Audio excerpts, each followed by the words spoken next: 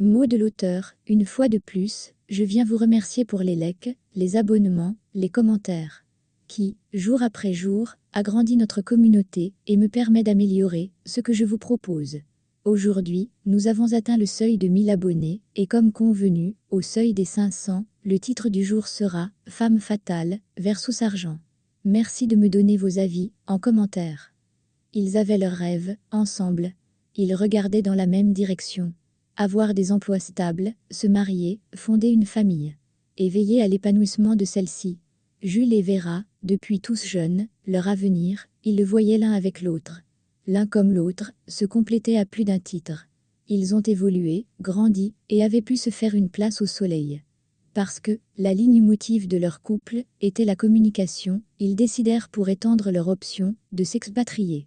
Mais, ils cherchèrent voies et moyens, rien ne tomba sur la main. Ils prirent une décision cruciale. Sous prétexte que, qui ne tente rien n'a rien, Jules avec l'approbation de Vera, décida de prendre la route. Avec pour but, qu'elle le rejoigne, à un moment donné. Dis Jules, tu es sûr que c'est la chose à faire? Demanda Vera, la veille de son départ, sentant le stress et la peur de l'inconnu l'envahir. Pourquoi tu t'inquiètes Véro, Stéphane et Pascal l'ont fait et ils sont arrivés. Ils ont dit que c'était faisable. Je le fais pour nous, cela donnera quelque chose de bon. Ne t'en fais pas. Le lendemain en matinée, ils se firent leur adieu. Avec rendez-vous, à l'autre rive. Sauf que, rien ne se passa, comme ils le souhaitaient. Dès les premiers jours, Vera se rendit compte que Jules lui avait laissé un magnifique cadeau dans le ventre en partant. D'un autre côté, le voyage ne se passa pas, comme on leur avait raconté. Jules rencontra un véritable calvaire, de ce qui change la nature profonde d'un homme. Au départ, ils essayèrent de préserver leurs habitudes, leur code de vie, de se parler, ne pas arrêter de se parler. Mais à un moment, la distance n'aidant pas, le calvaire et la souffrance, que Jules traversait de son côté, changea la donne. Ils se parlaient de moins en moins, une petite distance s'installa. Les coups de fil se faisaient de plus en plus rares. Puis un beau matin, elle reçut le coup de fil, qui était censé mettre fin à ces moments de tristesse et de solitude. Hélas, chérie, je suis entrée, cria Jules au téléphone, avec une joie intense. Tu m'entends bébé, j'y suis parvenue. Oui mon cœur je t'entends, enfin bébé. Enfin, répondit-elle contente. Bébé, n'oublie pas, toi et moi, jusqu'à la Scala, dit-il dans l'euphorie du moment. Oui mon cri-cri, je le sais. Mais Vera ne put s'empêcher de demander. Ça sera quoi la suite, bébé? Je ne sais pas bébé. Je suis tellement content d'être sorti de là, indemne. La suite, on verra. Mais je me battrai comme un lion, pour nous. Rien de tout cela ne rassurait Vera, mais elle ne le fit pas ressentir, et préféra fêter l'instant présent. Sauf que, le futur lui donna raison de s'inquiéter. Pendant 2 mois, ils reprirent le rythme, ils communiquaient à nouveau. Chaque soir Jules s'arrangeait à lui passer un coup de fil. L'un comme l'autre se donnaient à cœur joie, pour raconter leur journée. Ils se confiaient, ils se parlaient. Leur joie, leur peine, leurs difficultés. Sauf que, Vera ne comprenait rien de ce que Jules lui racontait. Elle aurait aimé compatir plus, mais toutes les difficultés que Jules traversait, lui étaient étranges. Donc évidemment, cela se ressentait, elle n'arrivait plus à suivre. Homme Jules, je suis perdue, tu dis comment? Mais je t'ai expliqué hier, que les lois ici, sont différentes. Vera, essaye un peu de suivre. Il s'agit tout de même de notre futur. Je ne te sens vraiment pas présente. Les choses redevinrent distantes. Les coups de fils se firent de plus en plus rares. Les maigres fois, où, ils arrivaient à se parler, ils se prenaient toujours la tête pour des broutilles. Rien ne s'arrangea avec le temps. La venue même de leur bébé ne changea pas les choses. Vera vécut sa souffrance, puis son bonheur toute seule. L'incompréhension s'était installée dans leur couple, sans qu'ils puissent rien y faire.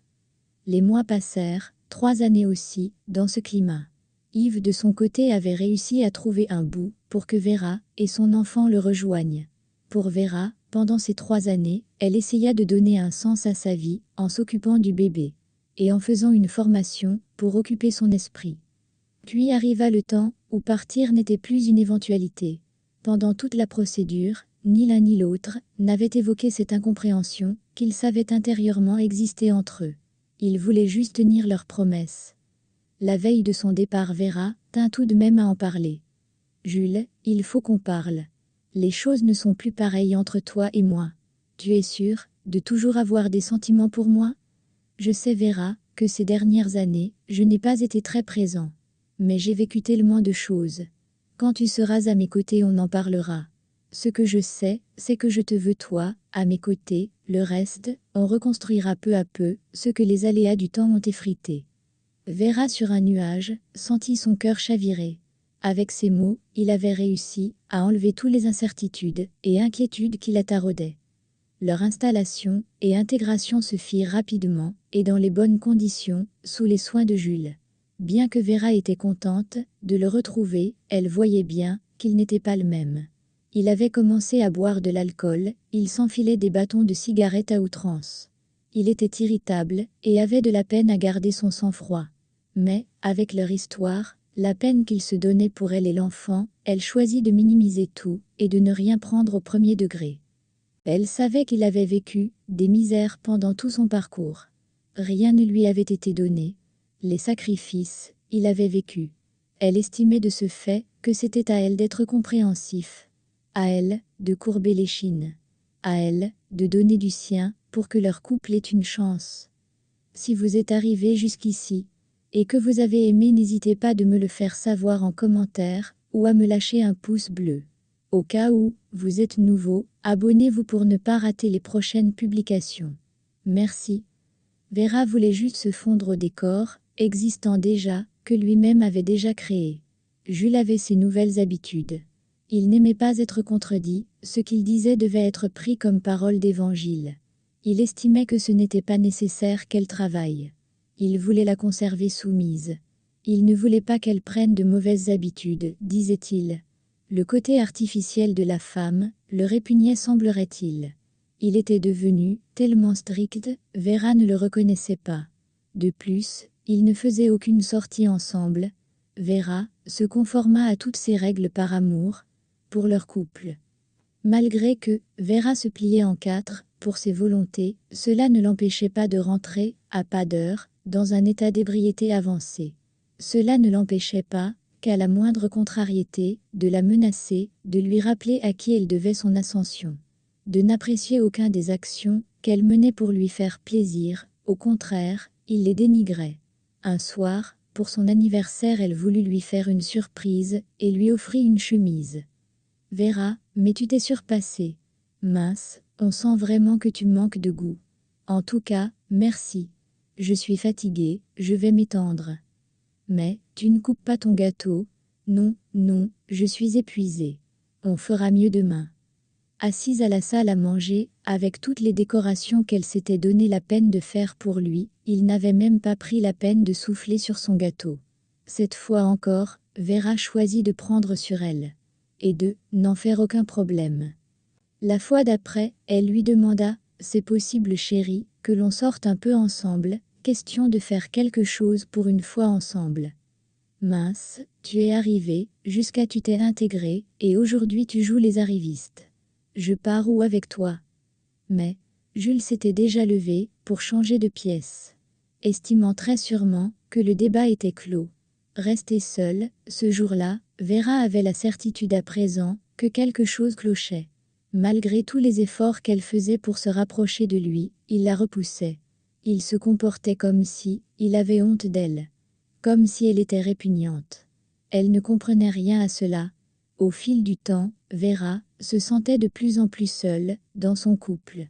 Elle parlait des fois, lui était ailleurs. Arriva un moment où elle ne put plus de la situation, malgré toutes ses résolutions, elle commença les disputes, elle réprimandait, elle criait son mal-être, elle pleurait même la peur de le perdre, mais rien ne fit. Puis, elle arrêta de parler, et la situation s'empira encore plus. Elle voyait bien qu'elle était en train de perdre son couple. Mais d'un autre côté, Vera pensait qu'elle n'y pouvait rien. Elle ne pouvait pas l'obliger à l'aimer. Elle ne pouvait non plus l'obliger à s'impliquer. Ce n'étaient pas des choses que l'on forçait pour Vera. Elle avait beau se demander pourquoi il l'avait fait venir. À la longue, il aurait peut-être dû mettre un terme à la relation, et ainsi lui, comme elle serait passée à autre chose. Puis, arriva le temps où son indifférence ne lui fit plus rien, mais elle l'intégra dans son quotidien.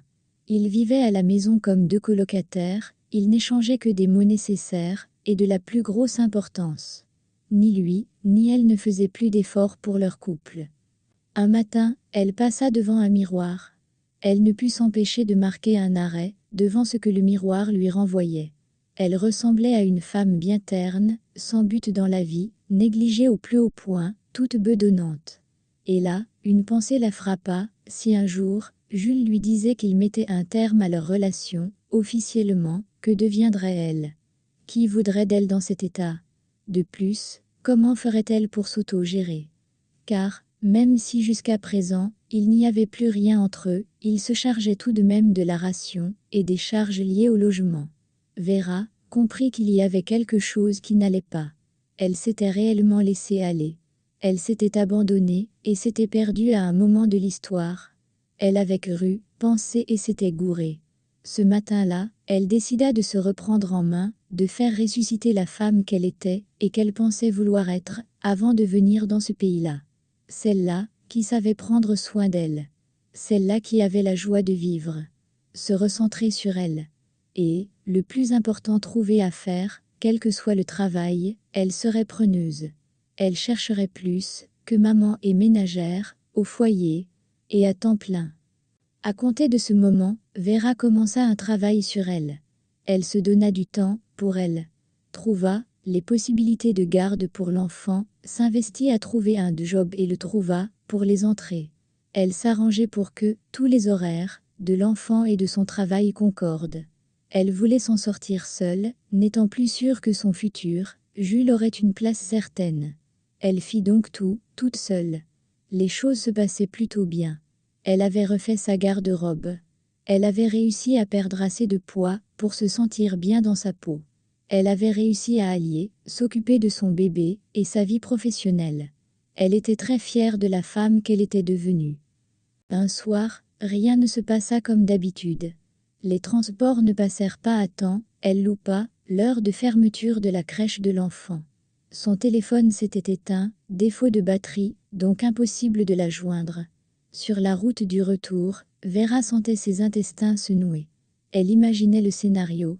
La structure d'accueil de l'enfant avait sûrement dû faire appel à son père pour qu'il vienne le chercher. Elle ne lui avait pas parlé des changements qu'elle avait effectués dans sa vie. Elle ne lui avait pas parlé du boulot. Elle ne lui avait pas parlé de la structure d'accueil pour l'enfant. Il prendrait sûrement cela mal. Mais Vera ne put s'empêcher de se révolter. Et, de se dire qu'en fait, elle n'avait rien fait de mal, que de revivre. De plus, il était peut-être temps, aussi que les choses soient dites, plus éludées. Si, ce qu'il fallait pour leur épanouissement respectif, était une séparation, il fallait l'affronter. Elle arriva à la maison, 2 heures après l'heure habituelle. Quand elle traversa le pas de la porte du salon, où était Jules, en train de nourrir l'enfant, il la regarda, stupéfait, et la bouche ouverte. Les mots qu'il avait réservés pour elle moururent dans sa gorge. Vera comprit tout de suite pourquoi, c'étaient les changements qu'elle avait effectués sur sa personne. Elle était devenue une femme élégante, chic, avec une silhouette des plus attrayantes. Vera était très consciente de sa beauté, à présent. Voyant sa stupéfaction, Vera coupa le silence en disant « Je suis désolée, j'ai eu un souci avec les transports. » Ceci eut le mérite de le faire revenir sur terre. D'un ton très léger, qui ne sied pas à la circonstance, Jules dit « Mais où étais-tu? Depuis quand l'enfant va à une structure d'accueil? Comme tu peux le constater, j'ai trouvé un job, je ne pouvais donc que l'inscrire. Vu les circonstances, c'était la chose à faire. Il est vrai que ce n'est pas comme cela que tu devais l'apprendre, pour ce fait je te demande pardon. Mais Vera, tu parles de quoi, à quelles circonstances tu fais allusion? » Vera le regarda d'un air étonné, elle se demanda s'il faisait semblant. « Tu es devenu amnésique ou quoi? » Vera ne put s'empêcher de lui dire. « Pour toi, toi et moi formons encore un couple? Depuis que je suis arrivée, tu m'as fait tout vivre. L'isolement, la solitude, le dégoût, le rejet, les insultes. Tout. À présent, le message est très bien passé. Dorénavant, je compte mener ma vie, comme il me plaira. Mon bonheur, ma joie, ne passeront plus par toi. Que de continuer dans cette lancée, je préfère que chacun prenne sa route. Pendant tout le temps qu'elle parla, Jules la regarda éberlué. Mais, Vera, pourquoi tu prends les choses aussi mal? Donc c'est moi qui prends les choses mal. De toutes les façons, si, en ton âme et conscience, tu ne te reproches de rien, c'est bien. Je n'ai jamais voulu chercher à savoir si tu avais une double vie, par principe. Cela ne voulait jamais dire que je ne le suspectais pas. Tout ce que je dis est qu'il est temps pour moi de passer à autre chose. Tu seras libre de continuer. Comprenant peut-être que Vera était sérieuse et avait réellement changé. Jules choisit l'offensive. Dis plutôt que tu as fini de m'utiliser, tu as atteint ton objectif, et maintenant tu veux me banquer. Vera éclata d'un grand éclat de rire. Et dit, quand elle se fut calmée, toujours dans la victimisation. Dans tous les cas, pense ce que tu veux penser. Cela ne changera rien au fait que dorénavant, mon bonheur, mon combat. Estimant avoir terminé de parler, Vera prit ses effets, se dirigea vers la chambre. Le reste de la soirée se déroula sans un mot. Pas comme d'habitude, souvent le climat qui régnait était de l'indifférence pure et simple, mais cette fois-là, il y avait une sorte de tension. Comme une prise de conscience. De temps en temps, Vera sentait le regard de Jules posé sur elle. Mais elle choisit de ne faire aucun cas de cela. Le lendemain matin au réveil, Vera constata que Jules n'était pas encore parti. Il était encore assis à la table à manger, en train de déjeuner. Quand il la vit, il lui donna un sourire, demanda si elle avait passé une bonne nuit. Étonnée du ton qu'il avait utilisé, même de la question posée, Vera le regarda étonnée. Qu'est-ce qui s'était passé, se demanda-t-elle intérieurement. Ce ton, cela faisait des années qu'il ne l'avait pas utilisé. Demander après elle, des lustres, qu'il ne lui avait plus montré de l'intérêt. Elle balbutia des paroles qu'elle-même n'était pas très sûre du sens. Il lui demanda gentiment de le rejoindre et proposa de lui servir une tasse. Toujours étonnée, elle exécuta et acquiesça, tout de même. Puis il lui demanda ses horaires de boulot et voulut en savoir plus sur son boulot, sur la gestion des choses et comment il pouvait s'impliquer plus pour l'alléger la tâche. Vera ne comprenait pas ce qui lui arrivait, c'était quoi ce revirement à 360 degrés. Quand il la laissa, elle resta encore un bon bout de temps médusée, et toucha son front, à l'endroit où il lui avait fait un bisou sur le front en partant. Il lui avait même souhaité de passer une excellente journée. Le soir au retour, il lui passa un coup de fil, pour lui dire qu'elle n'avait pas besoin de s'inquiéter, il avait déjà récupéré l'enfant. Il lui avait fait prendre son bain, et l'avait nourri. Bien longtemps après qu'elle ait raccroché, elle regardait toujours son téléphone. Son comportement l'étonnait de plus en plus. Les jours d'après, aussi, il ne cessa de la surprendre. Il était devenu un nouvel homme. Il rentrait plus tôt, s'occupait de l'enfant, faisait même, des fois à manger. Des fois, il venait l'attendre à sa sortie du bureau, pour qu'ils rentrent ensemble. Le matin, même si elle était endormie, elle sentait qu'il lui laissait un geste tendre sur le visage, avant de s'en aller. Le soir, il faisait la conversation, il lui racontait sa journée, lui racontait des anecdotes de ses aventures, qui avaient le mérite de la faire rire. Les virées nocturnes, il n'en faisait plus. C'était visible qu'il se consacrait corps et âme à sa famille. Bien que, le nouveau lui, Vera n'avait plus de quoi se plaindre, elle ne pouvait pas s'empêcher d'avoir ce frein, de se redonner entièrement à la relation. Et choisit qu'il était peut-être temps d'en parler pour voir exactement où ils en étaient, ce soir-là, l'enfant couché, tous deux assis au salon confortablement. Elle commença, Jules, je ne sais plus que penser de nous. Que me réserve tout ce changement? Il se tourna vers elle, une tristesse visible sur la face. Pourquoi veux-tu encore réfléchir dessus, Véro? Je sais que je n'ai pas été exemplaire. Je t'ai abandonné. Mais je t'en supplie, ne doute pas de l'amour que j'ai pour toi. Je suis là, à présent. Je ne changerai plus. Prenons un nouveau départ. Vera le regarda, vit la sincérité dans ses yeux. Bizarrement, d'un coup, elle ne trouva plus nécessaire de s'inquiéter. Car elle se sentait heureuse, pour une fois, ne voyait aucune raison de creuser plus. Elle choisit juste de prendre un nouveau départ. Cette fois-là, tout se passa comme elle l'avait toujours rêvé. Parfois, ce n'est pas l'homme qui change une femme. C'est la femme qui décide enfin de ne plus se perdre pour un homme. Vera n'a pas perdu son couple.